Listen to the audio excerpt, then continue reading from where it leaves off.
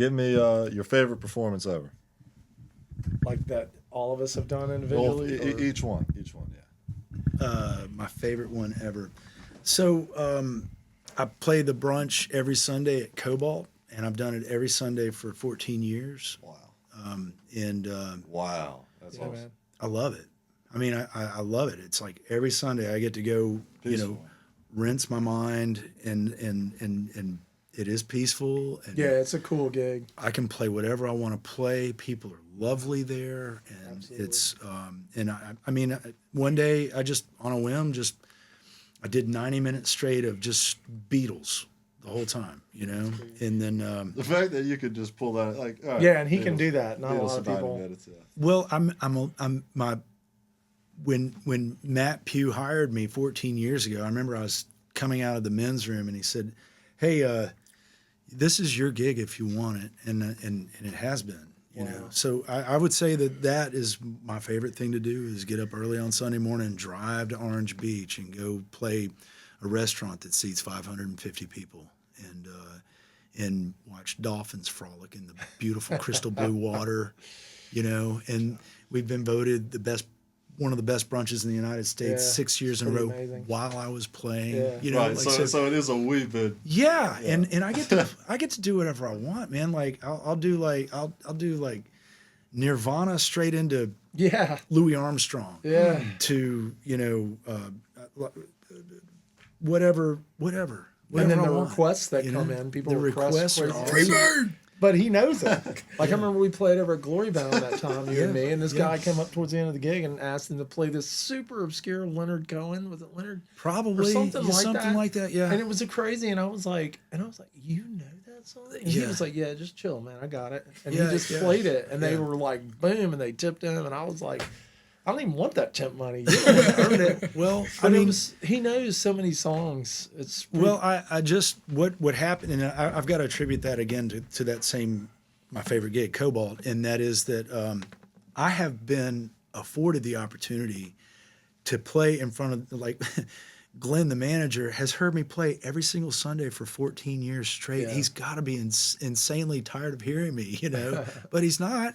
And the reason I think that works is because I'm always wanting to come in with at least 5 new songs every week, Yeah, that's a big and deal. that's so a big I'm deal. constantly researching songs. Like if I were to go into A&R for a giant record label, it's like I've already been doing that for So that's probably one of my favorite things about it is I do have the opportunity to do whatever I want to do whenever I want to do it, as long as it's not too loud. Yeah. Yeah. I have a mix up. Two of my favorite. I can't really like decide over the just one, but I will say I think it was because it was my first big crowd ever.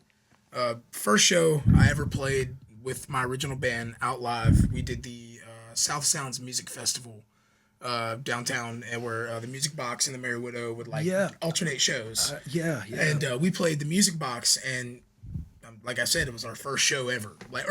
Not our, but my first show with them. They had played at Satori's Coffee House before when it was still a thing. But I've played there.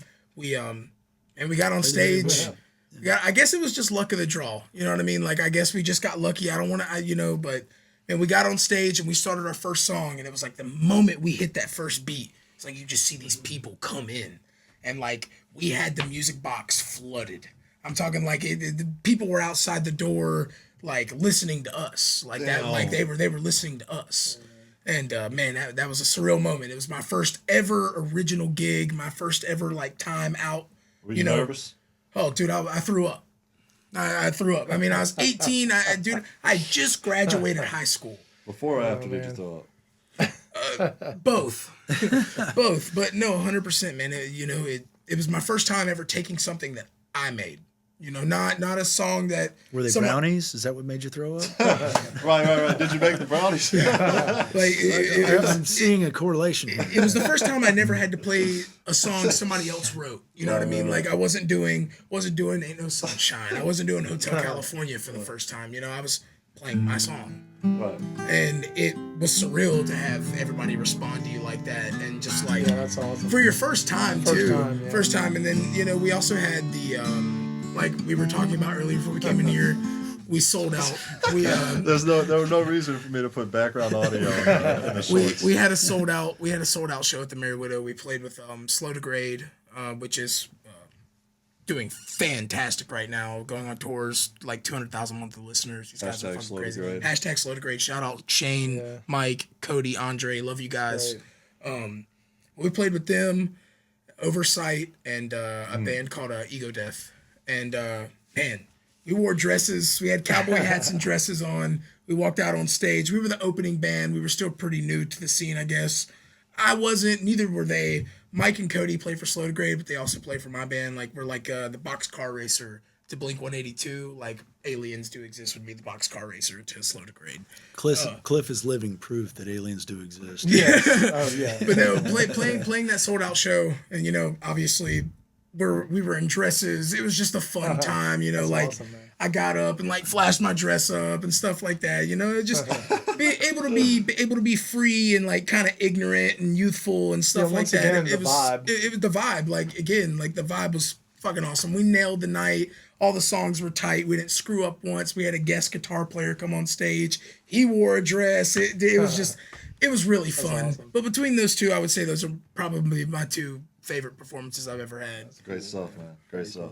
How about you, Cliff? Me, oh man. Well, you know, I would say they're all for me. I've played with so many.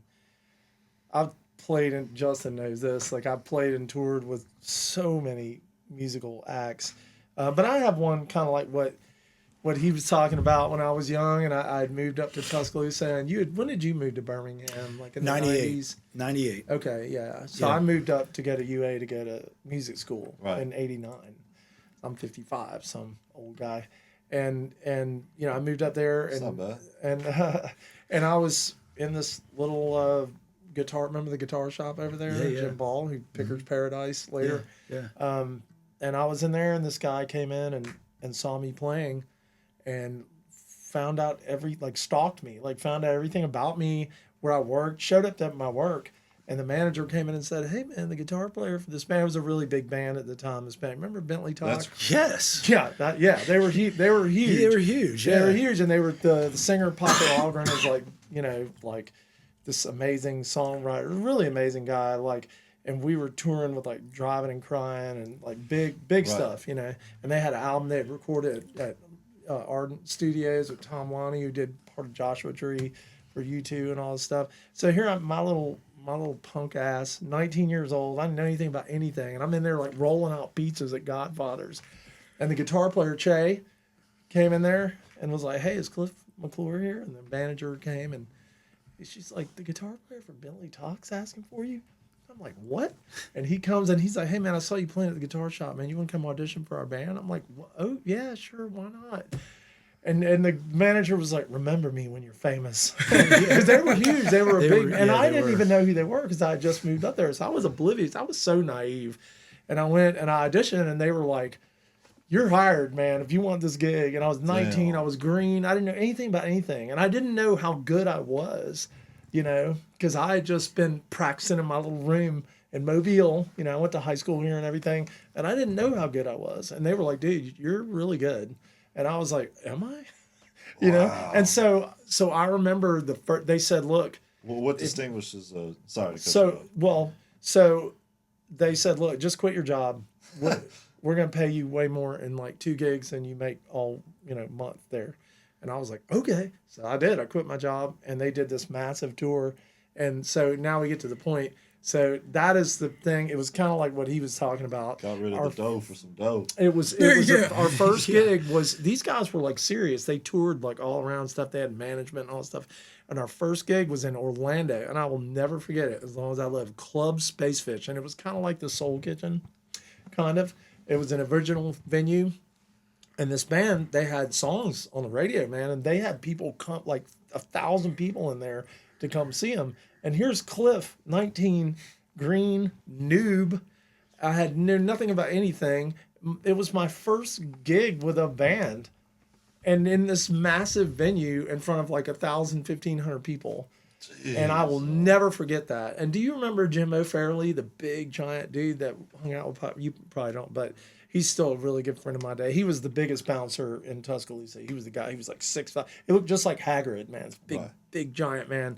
And so I just remember there's all these people, and I'm like him. I was horrified, and I went to get up on the stage, and he looked at me, and he was like, "I got you, man." He's like, well, he called me Slim because I actually used to be Slim. Because I got you, Slim, man. If you freak out, just look at me. And I did. There were times, and I would look over, and he'd be like, yeah. Just picture Hagrid with the hair, Yeah. like all that. 6'5", giant mountain of a man. And I just remember being like, oh my God, and looking forward. And Paco's up there just killing it, because they were used to that. And it was my first gig. I never played in bands in high school or You anything. must have felt so. It cool was after that. insane. It was surreal. It was surreal. So that was that's my one big one that I remember.